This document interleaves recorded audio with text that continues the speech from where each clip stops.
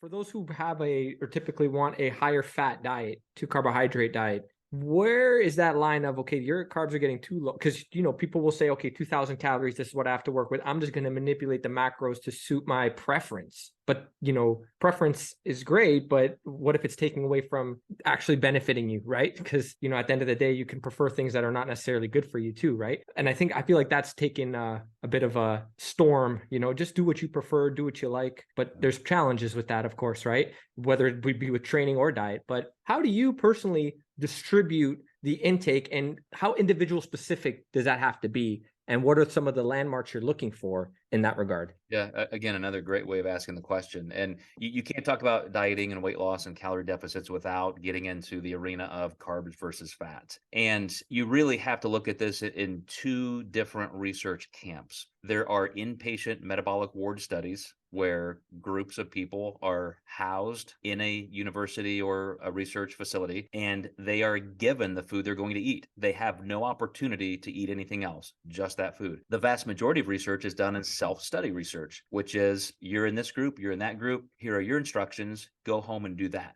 In many studies, they will even give them the food, but you're still living at home and you have to execute that properly. In every single inpatient or metabolic ward study, a low carb or zero carb or ketogenic diet fails miserably compared to having a low fat, higher carb diet. You don't lose as much body fat at all. There's much, much higher instances of binge eating. It is the number one way to create binge eating, is to be on a ketogenic diet. You suppress your metabolism much, much more on a ketogenic diet. You lose more muscle on a ketogenic diet, and even your testosterone goes down compared to having higher carbs, lower fat, which again is something that camp claims that's why you need a lot of fat in your diet, is for hormone production. All of that just completely fails in real epidemiological research. In self-reported studies, and I've talked to scientists who do research, and when it comes to nutrition research,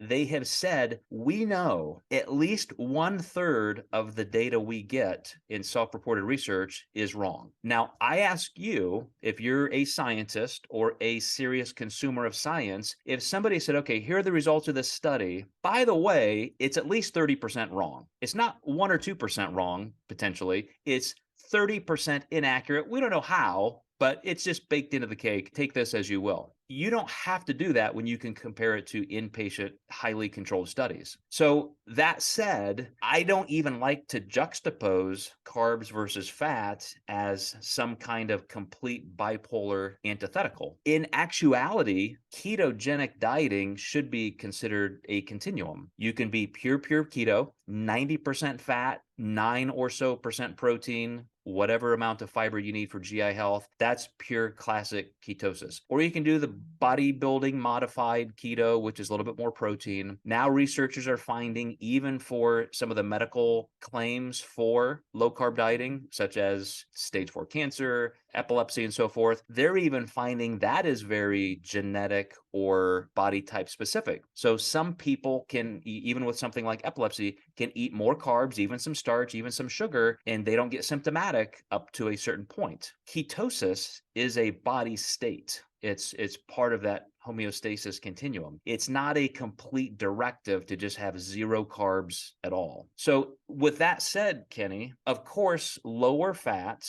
higher carb diets perform better for all the reasons I just explained. That doesn't mean keto is completely off the table, horrible, and should never be done. We should be able to take some of those principles and say, for this person, for this reason, maybe a step or 2 or 10 in that direction is the right move.